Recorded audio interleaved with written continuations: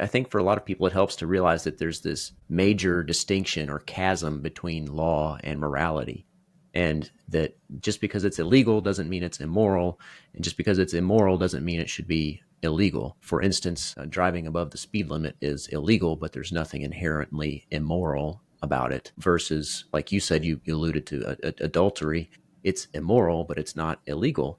And part of that, I think it's, and I'd like to get your thoughts on this. And I know we're coming up close to an hour here, so we'll try to close up here soon. But part of it goes back to this victimless crime, and lots of people will say, well, drug use is not a victimless crime, but there's nobody who's directly harmed, unlike murder, unlike theft, unlike battery, where there's a direct harm, where there's a victim of the crime, and there's somebody who can call the police about the crime.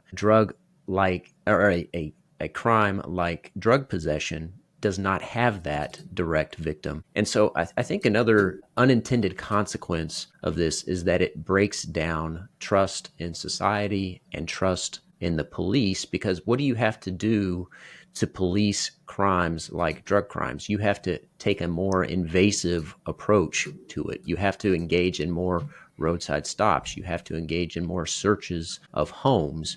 You have to engage in controlled buys or using confidential informants. And people, I think, develop a lack of trust, not only in other people because they may be snitches, but they also develop a lack of trust in police because they have an incentive to try to suss out these sorts of things through more intrusive investigative tactics. So Yeah. there are tons of unintended consequences to trying to police victimless crimes, in addition to all the other ones that we've already talked about.